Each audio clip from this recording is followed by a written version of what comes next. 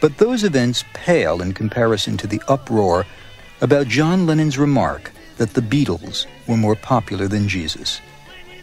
John makes the comment during an interview with reporter Maureen Cleave, and it appears in Cleave's March 4th, 1966 article for the London Evening Standard. Supposedly an exclusive to the Standard, the piece is reprinted by the American teen-oriented magazine Datebook the last week of July 1966, just 2 weeks before the Beatles land in America for their third summer tour. Within days, Birmingham, Alabama DJs Tommy Charles and Doug Layton begin their infamous Beatle boycott.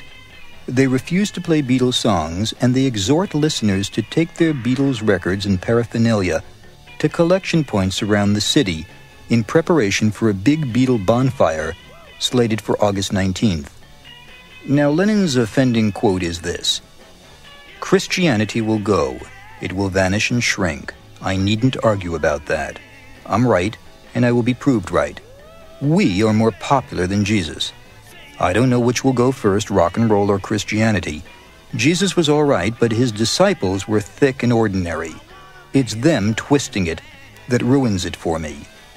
Close quote. So by the time the Beatles arrive in Chicago on August 11th for the tour's first concert the next night, the Birmingham boycott is spreading to other parts of the country as well. Ultimately, some 35 American radio stations, mostly in the South, jump on the boycott bandwagon. During his March 1967 visit to New York, Beatles manager Brian Epstein and DJ Murray the K. Kaufman recall the previous summer's big controversy. He said these things, and she was right to report them. But I think that what upset John more than anything else was that hundreds of people were hurt by that. And I think that John is a very sympathetic person, incredibly sympathetic. And the last thing that he would want to do would be to hurt anybody's inner feelings, however much he may feel sort of. But this is a basic thing with John, not to go and hurt other people, not to go and smash other people up. I know that she was one of the big Beatle fans. Yes, and she was upset herself. I can imagine. I mean, she was calling me when I flew over here to see what was what before they came. She was on the phone every few seconds saying, what could I do and how can I help and so on and so forth. Well, it seems, however, though, Brian, the first person who should have been interviewed should have been Maureen Cleave to write what she had said, but which they took out of context. But they weren't looking for that. As Epstein notes, Maureen Cleave is astonished that John's quote has been taken out of context and misinterpreted. In a statement, she says, and I quote, "The American public seemed to have been given an impression of his views that is totally absurd." Close quote. At the by now mandatory press conference in Chicago, questions about the Beatles' latest American tour take a back seat. It's the media's first opportunity to ask Lennon at length about the whole affair. Can we take the first question, please? Mr. Lennon, we've been hearing a great deal of interpretations of your comment regarding Beatles vis-a-vis Jesus. Could you tell us what you really meant by that statement? Put your head down. I'll try and tell you, I was sort of deploring the attitude. The thing, I wasn't saying whatever they were saying, I was saying anyway. That's the main thing about it. And I was just talking to a reporter, but she also happened to be a friend of mine and the rest of us. At home, it was a sort of in-depth series she was doing. And so I wasn't really thinking in terms of PR or translating what I was saying. It was going on for a couple of hours, and I just said it as just to cover the subject, you know. And that's, and it really meant what, you know, I didn't mean it the way he said it. That's amazing. It's just so complicated. It's gone out of hand, you know. But I just meant it as that the Beatles, I wasn't saying the Beatles are better than Jesus or God or Christianity. I was using the name Beatles because I can use them easier. And I was using, you know, because I can talk about Beatles as a separate thing and use them as an example, especially to a close friend. But I could have said TV or cinema or anything else that's popular, or motor cars are bigger than Jesus. But I just said Beatles because, you know, that's the easiest one for me. I just never thought of repercussions. I never really thought of it. I wasn't even thinking, even though I knew she was interviewing me, that she was going to, you know, that it meant anything. What's your reaction to the repercussions? Well, when I first heard it, I thought it can't be true. It's just one of those things like bad eggs in Adelaide and things. And then when I realised it was serious, I was worried stiff.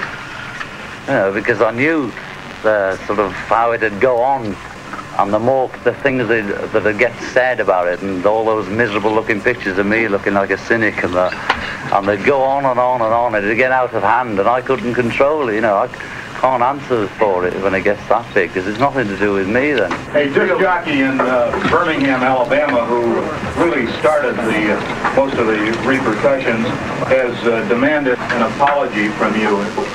He can have it, you know. I apologise to him if he's upset and he really means it. You know, I'm sorry I said it, really, for the mess it's made. But I never meant it as a lousy or anti-religious thing or anything. You know, and I can't say any more than that. There's nothing else to say, really. You know, no more words. But if an apology, if he wants one, you know, he can have it. I apologise to him. Yes. Tell me, John, why is it that the American journalists are not treated in the same light? I don't know. I think it's because when it came out in England, it was a bit of a blab mouth saying anyway. But they must have heard me before anyway, or they took it. A few people wrote into the papers, and a few wrote back saying, "So what? He said that. Who is he anyway?" Or they said, "So he can have his own opinion." And then it just vanished. It was very small. But by the time it got, it just sort of, when it gets over here and then it's put into a kid's magazine, and just parts of it or whatever was put in, it just loses its meaning or its context immediately, and even more so, and it's miles away, and everybody starts making their own versions of it. You know, I think that's why, whatever you said. John, are you familiar that in the American press, a great many ministers agreed with you in the full context of which you said, and that most of the concern and oversimplification of what you said came from what we call the Bible Belt, which is not notorious for Christian attitude. The thing is that they seem to think that by saying that, you know, John's getting at them, but he isn't at all. You know, it's just a straight comment on something which may be right and may be wrong, you know, but he's got to answer as he feels, honestly, you know. And if they think that for him to say that, you know, is wrong, then they don't believe in free speech, you know, and I thought everyone here did. The point is, by many thinking Americans, it was just that. Yeah, that's it. Well, you know, if it's... But they always write about the bad things much more than the good things anyway, so that's why it got to this scale.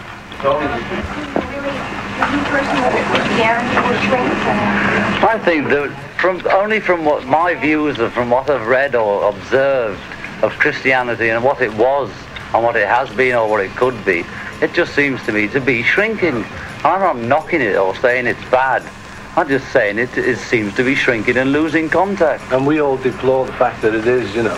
That's you know, the main nothing better seems to be replacing it, so we're not saying anything about that. You know, and if you say something that you think may vaguely in a way be helpful, you know, because I mean, you know, if it is on the decline in any way, then to say it's on the decline must be helpful.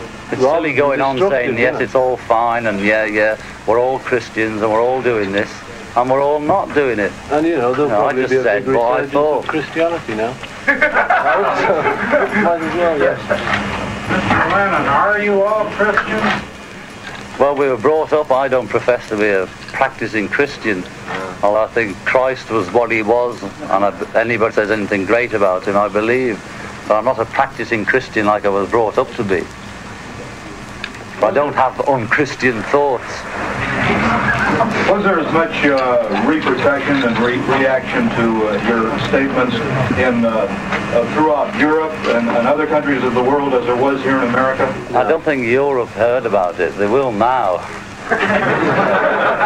But it was just England, and I sort of got away with it there as much that nobody took offence and saw through me. And over here, it just, you know, what I said just went the other way. I read something recently that if you were Never said it. worrying about the Beatles being brought down, certain people were interested in getting the Beatles over with. Oh, I don't know. I think that's a bit of a one that, you know, I don't really know about that story, honestly. There's nobody, I've never said, there's nobody trying to pull us down. I'd agree that if we were slipping, there's lots of people that clap hands, Daddy, come home. What kind of people do you think would be interested? I don't know, because they never show themselves until that time arises when it's ripe for them. Do you feel you are slipping? We don't feel we're slipping. Our music's better. Our sales might be less. So, in our view, we're not slipping, you know. Do you think this current controversy is hurting your career? It's not helping it. You know, I don't know about hurting it. It must be hurt. You can't tell if a thing's hurt a career or something, a space of time, until months after, really. Is the Southern City included in your tour this trip? It's Memphis is Southern, isn't it? Yeah. We'll go in there, Yeah. Yes.